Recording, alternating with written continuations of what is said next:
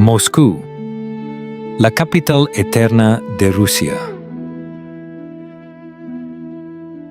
No solo una ciudad, sino el centro gravitacional del país más grande de la Tierra, una metrópolis de 13 millones de almas, extendida sobre 7 colinas donde el río Moscova talla su antiguo camino a través del tiempo mismo.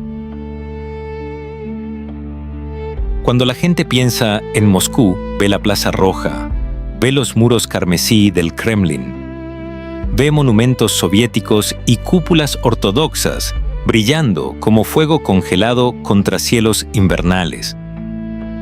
Pero Moscú es más que sus imágenes de postal. Es una ciudad que ha ardido hasta los cimientos y resurgido de las cenizas.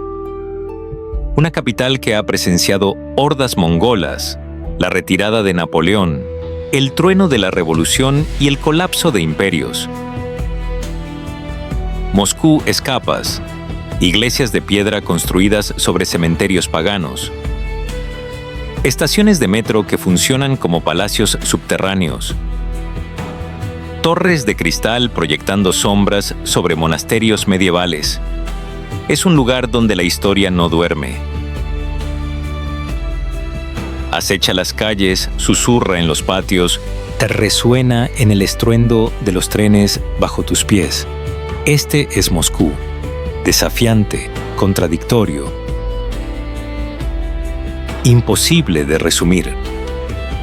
Y como Rusia misma, exige que mires más de cerca.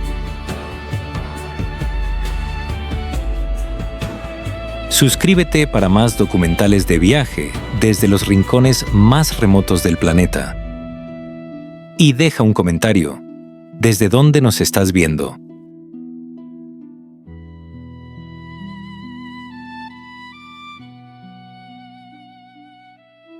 Centro de Negocios Internacional de Moscú. La nueva Rusia emergente. En una curva del río Moscova, donde alguna vez hubo almacenes industriales, un conjunto de torres de vidrio y acero perfora el cielo. Es el Centro de Negocios Internacional de Moscú, conocido simplemente como Moscow City. Es el intento de Rusia de construir una capital financiera que rivalice con Londres, Nueva York, Hong Kong. La construcción comenzó a mediados de los años 90, justo cuando Rusia emergía del colapso soviético. Las primeras torres se elevaron lentamente. Luego llegó el dinero del petróleo, dinero de oligarcas. Las torres se multiplicaron. Ahora hay 15 rascacielos, algunos de los más altos de Europa. La Torre Federación, 374 metros de altura, torres gemelas de vidrio, alcanzando hacia arriba como agujas de catedral reimaginadas para el siglo XXI. La Torre Mercury City, envuelta completamente en vidrio de tinte bronce, brillando como un faro al atardecer. O la Torre Evolution,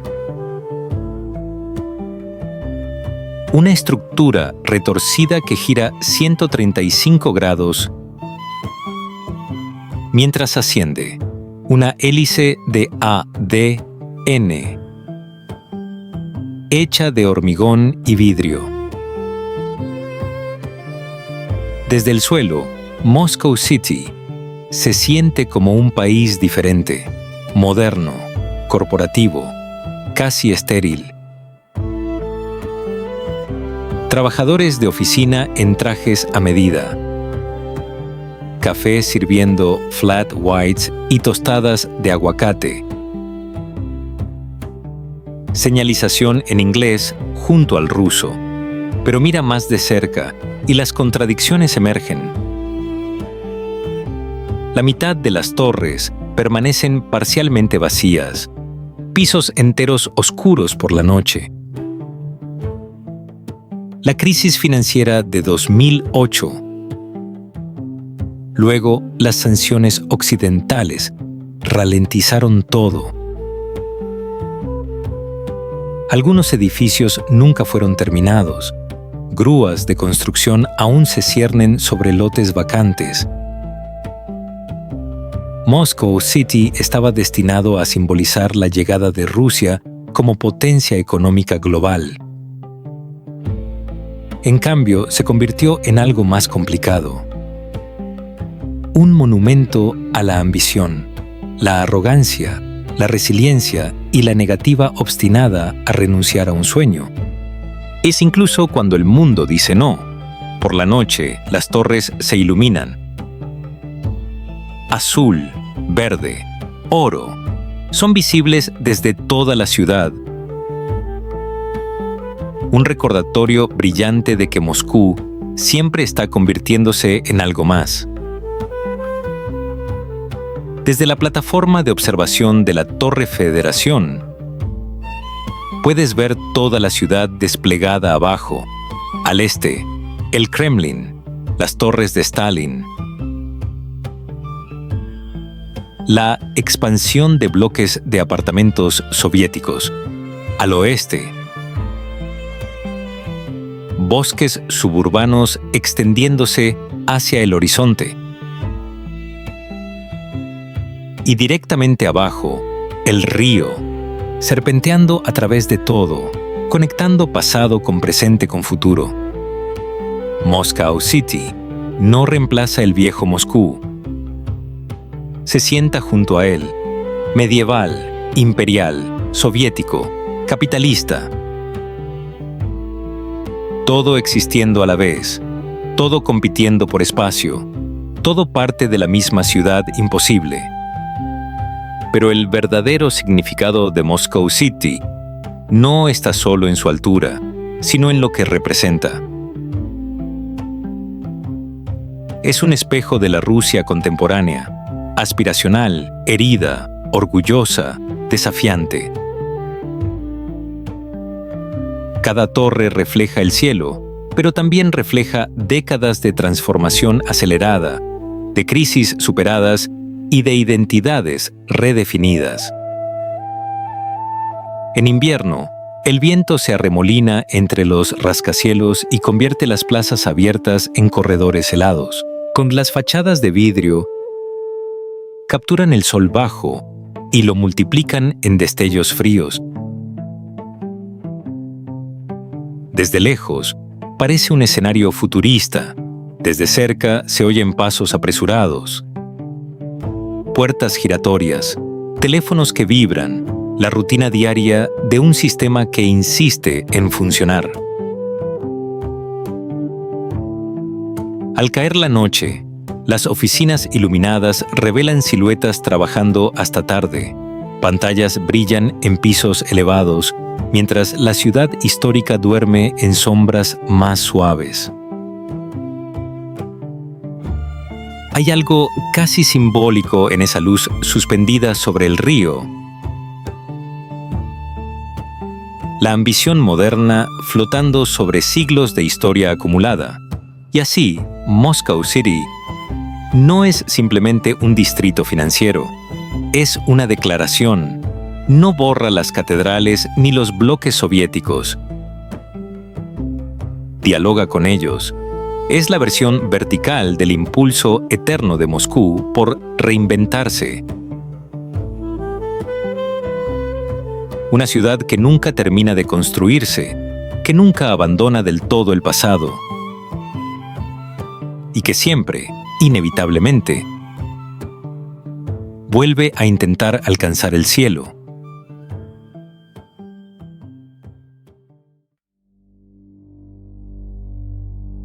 Río Moscova, la columna vertebral líquida de la ciudad.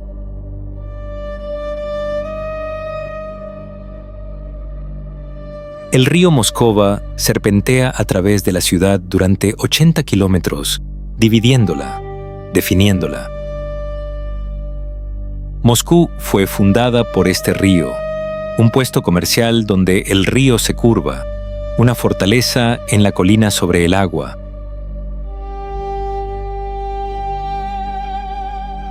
Durante siglos, el río fue la autopista de Moscú. Barcazas transportaban grano, madera, pieles. En invierno, cuando se congelaba sólido, se convertía en un camino. Trineos y caballos cruzando el hielo. El río ahora está bordeado de malecones. Muros de granito, paseos, parques. En verano, barcos de placer navegan pasando el Kremlin, pasando la Catedral de Cristo Salvador, pasando las torres de Stalin brillando en el crepúsculo. Los moscovitas vienen al río para escapar de la densidad de la ciudad. Las parejas caminan por los malecones. Los pescadores lanzan líneas desde plataformas de concreto. Los corredores trazan los caminos junto al agua. Uno de los tramos más hermosos va desde el Parque Gorki hacia el sur, ahora pasando puentes modernos con tirantes que se iluminan por la noche. Pasando viejas fábricas convertidas en espacios de arte y startups tecnológicas. Eventualmente, llegas a las colinas de los Gorriones. Uno de los puntos más altos de Moscú. Desde la plataforma de observación, toda la ciudad se extiende abajo. El río serpentea a través de ella como un hilo plateado.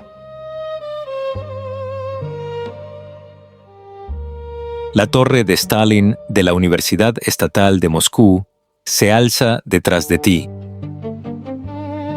En la distancia, las agujas del Kremlin se elevan sobre la neblina. Al atardecer, la luz se vuelve dorada. El río refleja el cielo. Por un momento, Moscú parece gentil.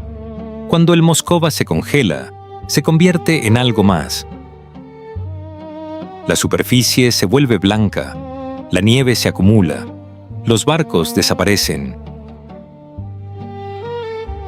Solo las corrientes debajo continúan, agua oscura moviéndose bajo el hielo. La relación de Moscú con su río es como su relación con todo. Práctica, histórica, ocasionalmente hermosa. El río fluye, y la ciudad crece a su alrededor. Y como la ciudad misma, el río nunca se detiene. Frío, persistente, esencial, pero el río no es solo paisaje, es memoria en movimiento. Cada curva guarda capas de historia, desde los asentamientos medievales hasta los bulevares soviéticos y los desarrollos contemporáneos. Donde el agua gira, la ciudad cambia. En el centro histórico, el Kremlin se alza sobre una de esas curvas decisivas. Durante siglos, controlar el río significaba controlar el comercio, la defensa y el destino mismo de Moscú. El agua era frontera y protección, sustento y amenaza. Más al norte, antiguas zonas industriales han sido transformadas. Fábricas de ladrillo rojo ahora albergan galerías, estudios de diseño y cafés minimalistas.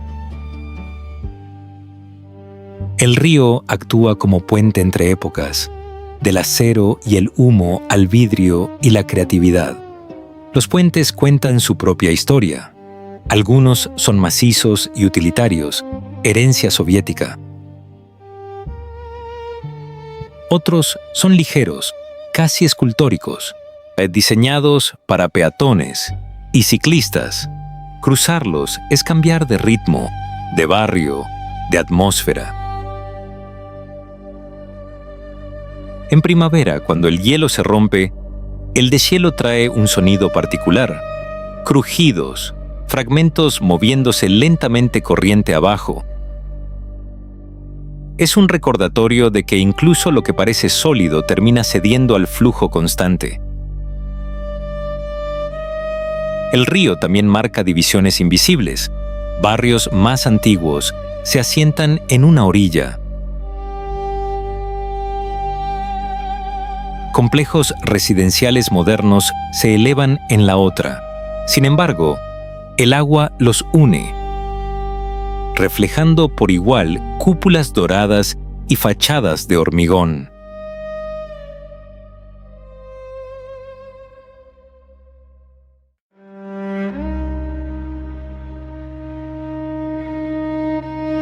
AMKAD, el anillo de concreto de Moscú. Rodeando la ciudad como una soga o una barrera protectora, dependiendo de tu perspectiva, corre la MKAD, Moskovskaya Koltsevaya Automobilная Doroga, carretera de circunvalación de Moscú. 109 kilómetros de concreto y asfalto, formando un bucle perfecto alrededor de la capital. Construida en los años 60, la MKAD fue diseñada para marcar el límite oficial de Moscú. Todo dentro del anillo era Moscú. Todo más allá no lo era. Durante décadas, esta distinción importó profundamente. Si vivías dentro de la MKAD, tenías una propiska de Moscú, un permiso de residencia que otorgaba acceso a mejores tiendas, escuelas, hospitales, oportunidades. Vivir más allá del anillo significaba que eras provinciano, periférico, menos importante. El anillo se convirtió en más que infraestructura, se convirtió en identidad. Incluso hoy, los moscovitas hablan de estar dentro de la MKAD o más allá de la SKAD, como si fuera una división metafísica. La carretera en sí es implacable. Que se 10 carriles en algunas secciones. El tráfico se mueve rápido o no se mueve en absoluto. La hora punta convierte la MKAD en un estacionamiento. Los autos permanecen inactivos durante horas. Los conductores fuman en cadena. La rabia al volante hierve a fuego lento. Pero condúcela de noche, cuando el tráfico disminuye y la MKAD se convierte en algo más. Las luces de la calle se difuminan en ríos de naranja. La ciudad brilla a tu izquierda, torres, luces. El pulso de 13 millones de vidas. A la tu derecha, oscuridad. Bosques, suburbios disolviéndose en la nada. La MKAD es el borde del imperio. Crúzala hacia afuera y estás dejando Moscú. Crúzala hacia adentro y estás llegando. Pero aquí está la cuestión. Moscú ha superado hace mucho su anillo. Millones ahora viven más allá de la MKAD. Distritos enteros se han extendido en lo que una vez fue campo. La ciudad sangra hacia afuera, ignorando sus propios límites. Pero la barrera psicológica permanece. La MKAD no es solo una carretera. Es una línea entre centro y periferia, interno y externo. Moscú y no Moscú. Condúcela una vez y entiendes la geografía de la ciudad. Condúcela 100 veces y entiendes su alma. Sin embargo, la MKAD no fue el único anillo. Moscú siempre ha pensado en círculos.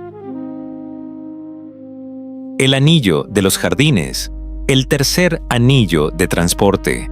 Las antiguas murallas medievales que una vez marcaron otros límites. Cada generación dibuja su propio perímetro, solo para verlo desbordado por la siguiente. A lo largo de la MKA surgieron centros comerciales gigantescos, almacenes, concesionarios de automóviles, mercados mayoristas, espacios funcionales, prácticos, sin la poesía del centro histórico. Aquí no hay cúpulas doradas ni plazas ceremoniales. Hay estacionamientos interminables y fachadas de metal corrugado. Para muchos migrantes internos, cruzar la MKAD hacia adentro fue un rito de paso. Significaba oportunidad, ascenso, pertenencia. Para otros, cruzarla hacia afuera era aceptar alquileres más bajos, trayectos más largos, una vida más distante del corazón simbólico de la capital. Desde el aire, el anillo parece casi perfecto, una circunferencia trazada con reglas sobre el paisaje, pero sobre el terreno es caótico, lleno de salidas, intercambios, carreteras que se entrelazan como arterias bajo presión.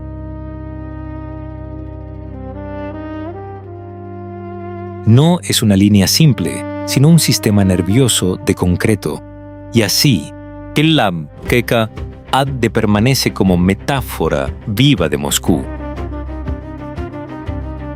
Expansiva pero defensiva, abierta pero jerárquica. En constante movimiento pero obsesionada con sus fronteras. Un círculo que alguna vez pretendió contener la ciudad y que ahora solo recuerda que ninguna capital y ningún imperio puede permanecer dentro de sus propios límites para siempre.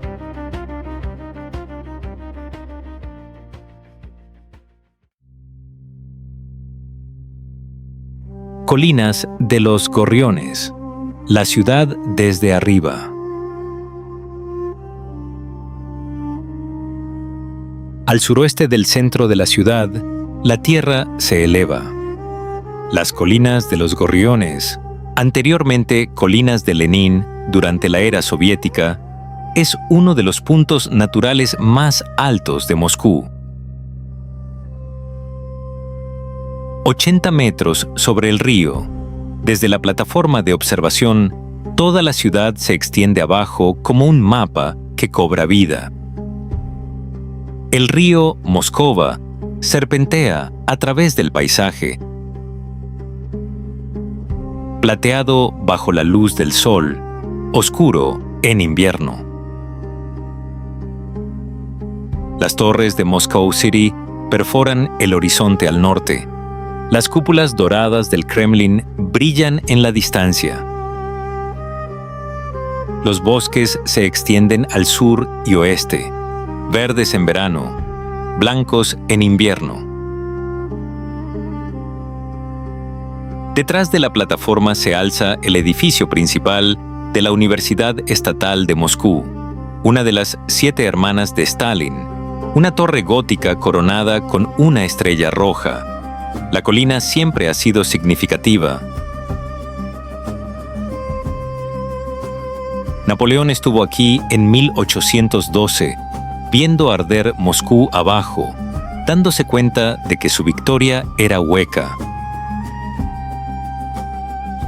Los líderes soviéticos celebraron mítines aquí. Los cosmonautas venían a este lugar antes de las misiones, una tradición de mirar hacia abajo a la ciudad antes de dejar la Tierra. Hoy es donde los moscovitas vienen a respirar. Recién casados posan para fotos. Skaters practican trucos en la plaza. Turistas se toman selfies con el horizonte detrás. En invierno, la colina se convierte en un destino de trineo. Los niños corren por las pendientes en trineos de plástico y la risa resuena a través de la nieve. Hay algo humillante en estar aquí, ver toda la ciudad a la vez, darse cuenta de lo vasta que es, cuántas vidas se están desarrollando simultáneamente en esas calles y edificios abajo. Moscú no es solo historia, son 13 millones de personas viviendo ahora mismo. Despertando, yendo a trabajar, enamorándose, envejeciendo. Desde las colinas de los Gorriones lo ves todo, y por un momento, el peso de la historia se siente más ligero. Al amanecer, la ciudad aparece envuelta en una neblina suave. Las torres emergen lentamente del gris, como si Moscú estuviera siendo construida de nuevo ante tus ojos. El río refleja los primeros tonos rosados del cielo, y por un instante, todo parece suspendido entre sueño y realidad. Al mediodía, el mirador se llena de movimiento. Guías turísticos levantan banderas, estudiantes se sientan en los bancos a conversar. Ciclistas atraviesan los senderos arbolados. La ciudad abajo ruge con tráfico y sirenas. Pero aquí arriba, el sonido llega amortiguado, distante. En otoño, las laderas se cubren de hojas doradas y rojizas. El contraste entre los bosques encendidos y el perfil urbano crea una imagen casi pictórica, como si Moscú fuera un lienzo extendido bajo el cielo cambiante. El viento arrastra hojas secas por la plaza, recordando que incluso las estaciones dejan su huella. Al caer la noche, las luces comienzan a encenderse una a una. Las avenidas se transforman en ríos luminosos, y los rascacielos brillan como faros modernos. Desde aquí, la ciudad parece ordenada, casi serena, aunque abajo continúe su caos cotidiano. Las colinas de los Gorriones también son un lugar de reflexión. Muchos vienen solos, apoyados en la barandilla, mirando en silencio. Es un punto donde las decisiones parecen más claras, donde la distancia física crea una especie de claridad interior. Aquí se entiende la escala de Moscú. No es solo su tamaño, sino su densidad, siglos superpuestos, en estilos arquitectónicos enfrentados, historias personales entrelazadas.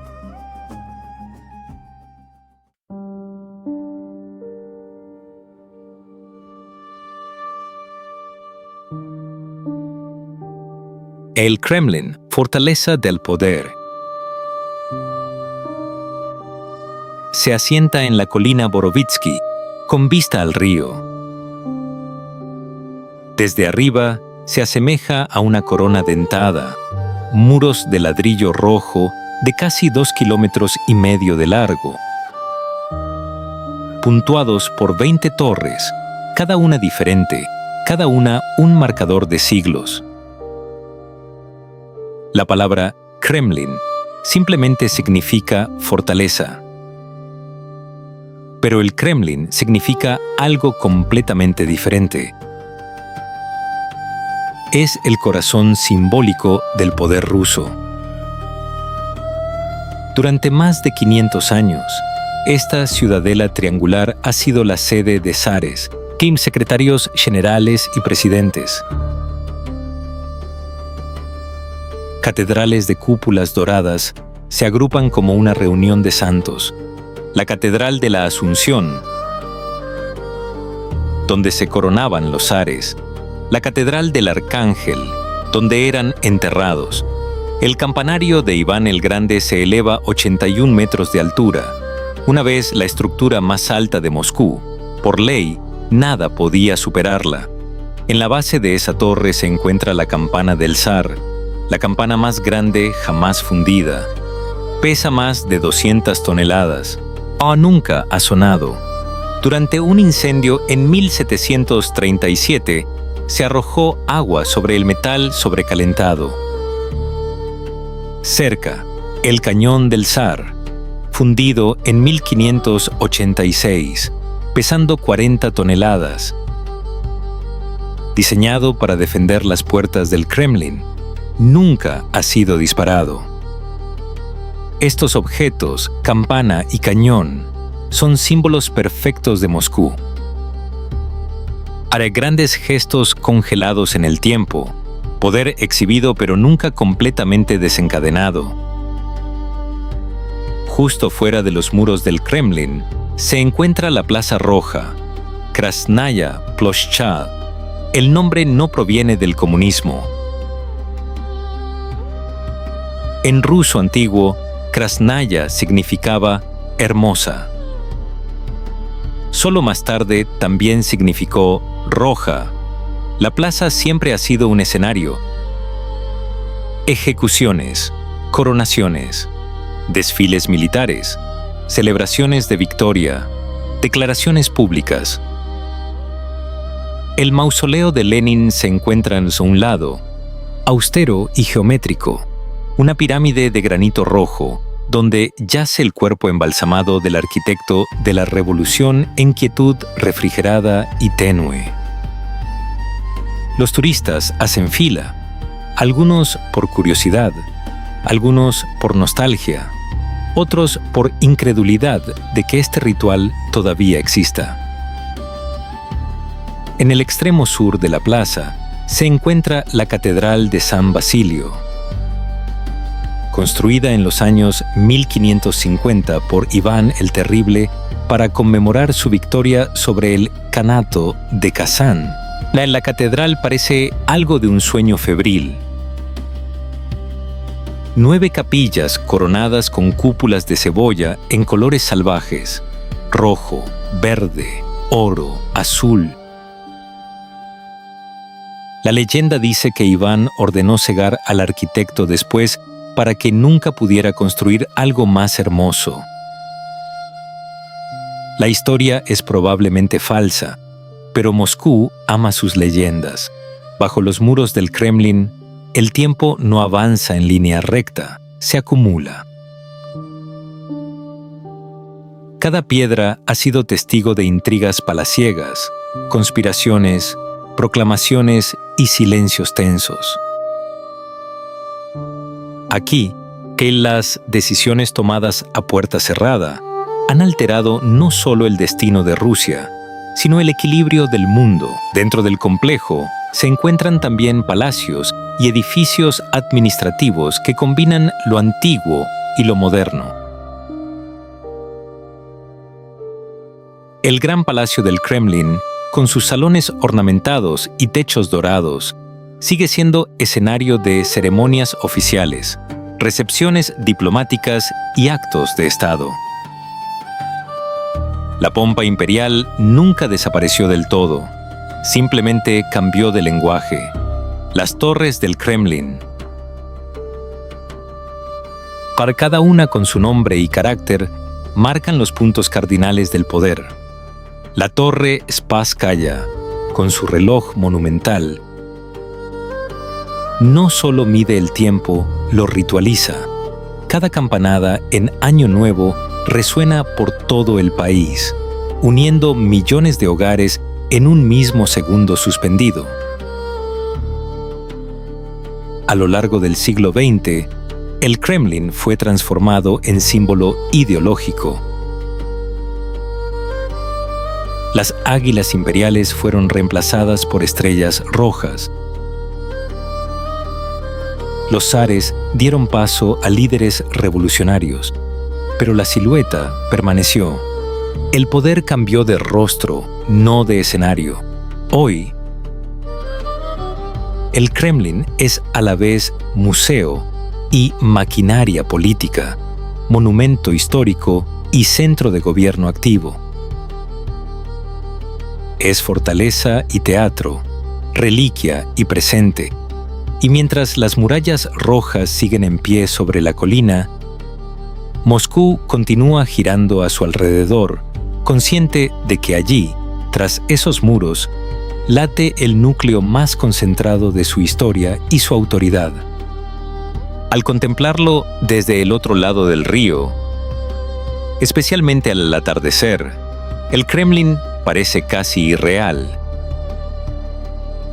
Las murallas se tiñen de rojo oscuro, las cúpulas doradas capturan los últimos destellos del sol y las torres proyectan sombras largas sobre el agua.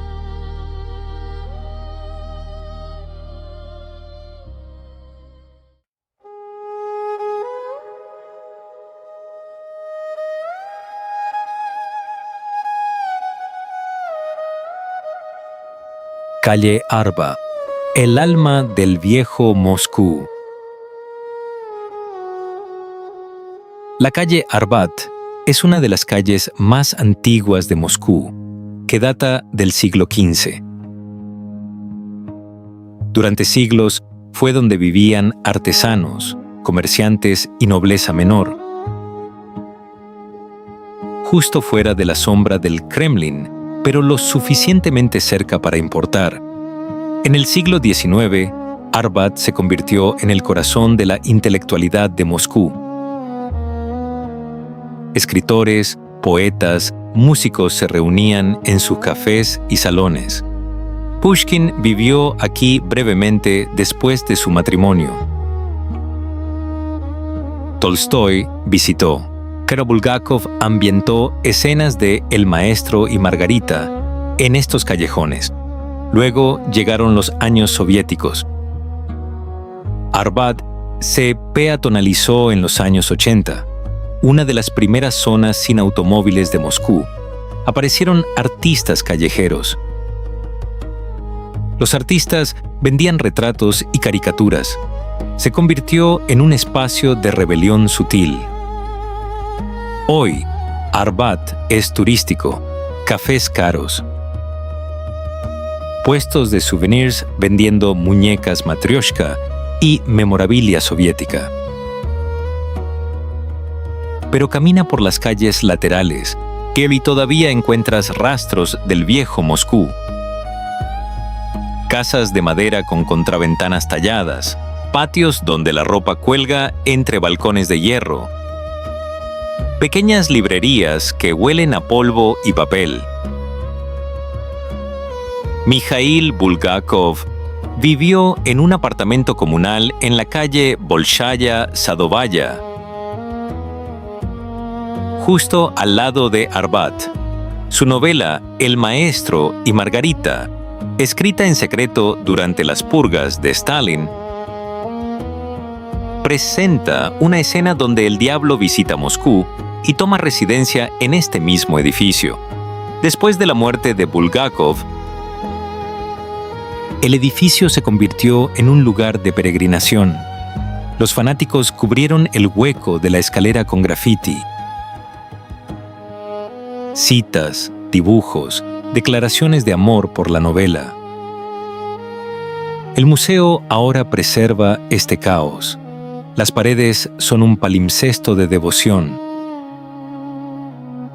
Es uno de los únicos lugares en Moscú donde el grafiti no solo se tolera, sino que se celebra, porque a veces la rebelión es recordar.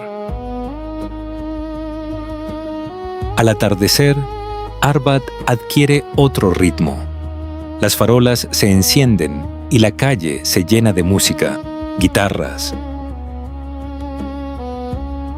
acordeones, violines que interpretan melodías clásicas y canciones populares. El aire se vuelve más lento, más teatral.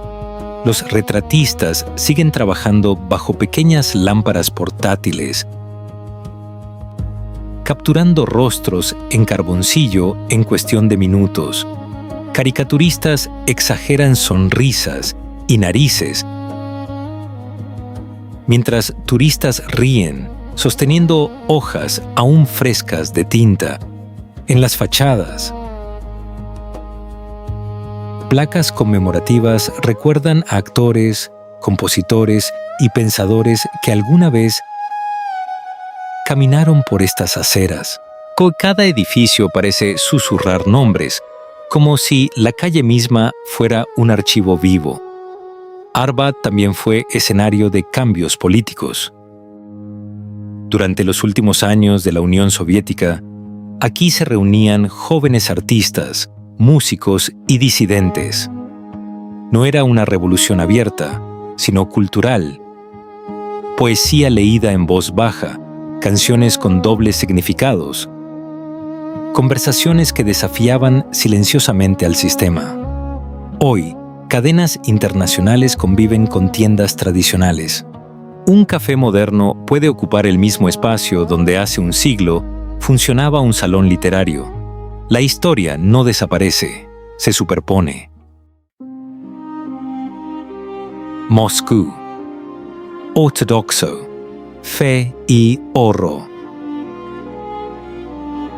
Antes de la revolución, Moscú era llamada la ciudad de 40 veces 40 iglesias. Muchas fueron destruidas, pero muchas permanecen. Fundado en 1524, el convento de Novodevichy se asienta junto a una curva del río Moscova. Sus muros blancos y torres rojas parecen algo de un cuento de hadas. Dentro, la Catedral de Smolensky,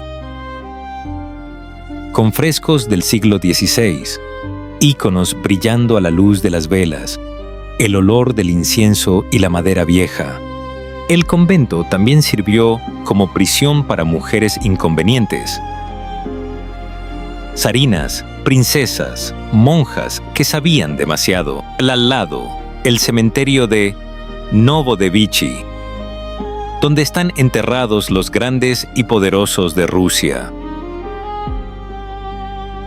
Chekhov, Gogol, Shostakovich, Yeltsin, tumbas marcadas con esculturas, algunas realistas, algunas abstractas.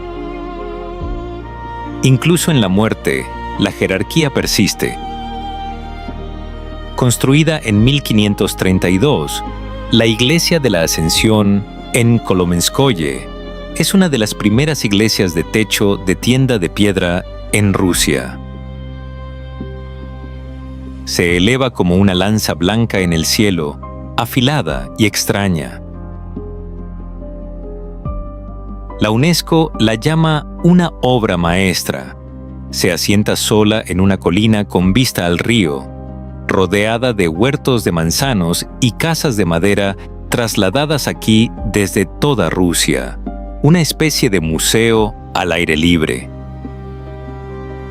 En las tardes de verano, los lugareños vienen aquí a caminar, a sentarse junto al agua, a escapar del ruido de la ciudad.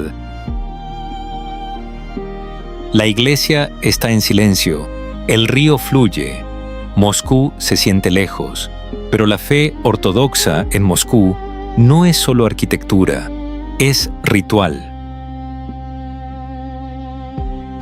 Es el sonido profundo de las campanas llamando a la liturgia, el murmullo de oraciones repetidas durante siglos, el brillo dorado de las cúpulas reflejando un cielo que cambia con las estaciones. Es una fe que se ve, que se huele, que se escucha. Dentro de las iglesias, los fieles no se sientan, permanecen de pie, o besan íconos oscurecidos por el tiempo. Encienden velas delgadas como hilos de luz, colocándolas en bandejas de arena por los vivos y por los muertos. El oro no es ostentación, es símbolo de lo eterno, de una luz que no pertenece a este mundo. Durante la era soviética, muchas iglesias fueron convertidas en almacenes, museos o simplemente demolidas. Sin embargo, la tradición sobrevivió en susurros. en abuelas que enseñaban a sus nietos a santiguarse en secreto, en pequeñas parroquias que resistían en los márgenes. La fe, como el incienso, se filtraba por las grietas. Tras la caída de la Unión Soviética, comenzó una restauración visible. Cúpulas reconstruidas, frescos limpiados, campanarios que volvieron a sonar después de décadas de silencio. Moscú recuperó parte de su perfil antiguo, como si la ciudad estuviera recordando una identidad enterrada, pero no extinguida. Hoy, entre avenidas amplias y rascacielos modernos, las iglesias ortodoxas siguen marcando el ritmo espiritual de la capital. Sus cruces se elevan sobre el tráfico y el concreto, y cuando el sol se pone y el oro de las cúpulas arde por última vez antes de oscurecerse, Moscú vuelve a sentirse, por un instante, como aquella ciudad de 40 veces 40 iglesias.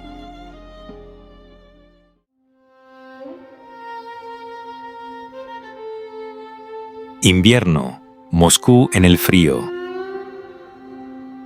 El invierno define Moscú. Las temperaturas caen a -20, -30 grados Celsius. La nieve cubre la ciudad durante meses. La luz es pálida, casi azul. Los días son cortos. La oscuridad llega temprano, pero Moscú no se detiene.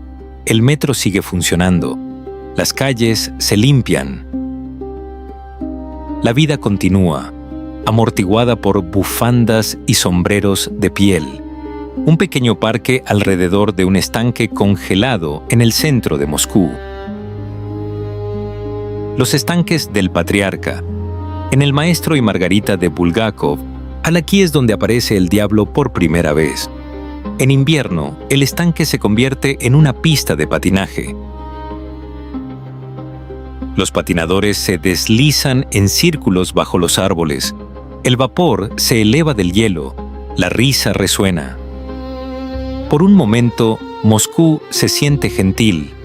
La Nochevieja es la fiesta más grande de Rusia.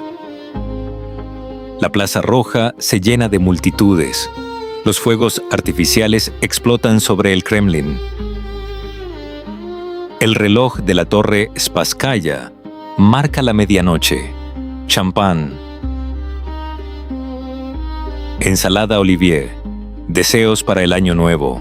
Es incluso en los meses más fríos, hay calidez. En enero, el frío no es solo temperatura, es presencia. Se filtra por las ventanas antiguas, cruje bajo las botas, dibuja cristales en el vidrio, como si la ciudad estuviera respirando lentamente detrás de una máscara de hielo. El aire es tan claro que cada edificio parece más nítido, más severo. En los patios interiores, los columpios quedan inmóviles bajo la nieve acumulada. Los bancos desaparecen en montículos blancos. Solo las huellas humanas rompen la superficie intacta. Líneas temporales que se cruzan y se borran con la siguiente nevada. En los mercados, las mandarinas brillan como pequeñas lámparas anaranjadas contra el gris del invierno. El olor cítrico se mezcla con el pan caliente y el té negro fuerte, servido en vasos de vidrio con soportes metálicos. El frío agudiza los sentidos. Todo sabe y huele más intenso. Por la noche, las luces de la ciudad adquieren un halo suave a través del aire helado. Los bulevares se iluminan con guirnaldas y el reflejo sobre la nieve convierte las calles en corredores luminosos. Moscú parece más silenciosa, pero también más íntima, como si el invierno la envolviera en un abrigo compartido. Y sin embargo, bajo capas de lana y abrigo, late la misma energía obstinada. El invierno no paraliza a Moscú, la define. En el frío extremo, la ciudad revela su carácter. Resistente, ceremoniosa, quiere capaz de encontrar celebración incluso cuando el termómetro desciende y el mundo entero parece congelado.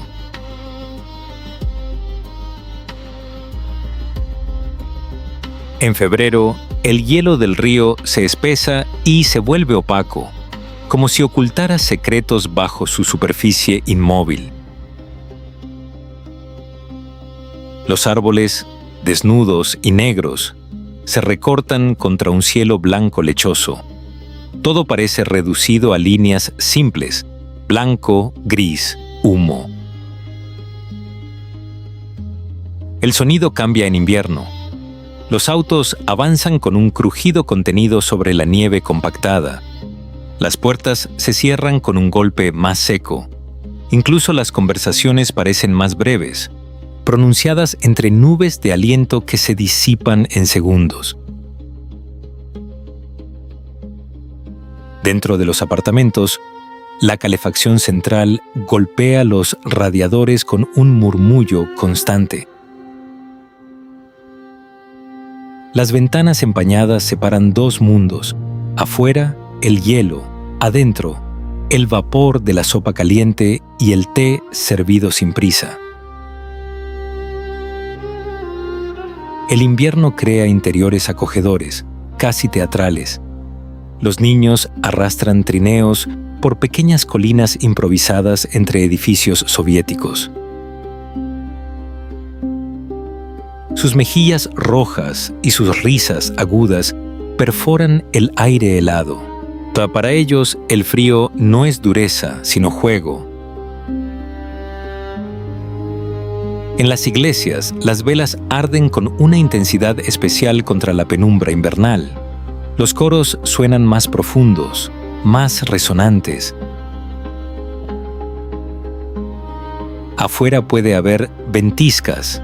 Dentro, el oro y el incienso ofrecen otra forma de calor. A veces, cae una nevada nocturna tan silenciosa que la ciudad amanece irreconocible. Los coches se transforman en montículos blancos, las estatuas en figuras fantasmales. Es como si Moscú hubiera sido redibujada durante la madrugada. Y cuando finalmente, hacia finales de marzo, el hielo comienza a derretirse y el agua corre por los bordes de las aceras, la ciudad no celebra con euforia, sino con paciencia.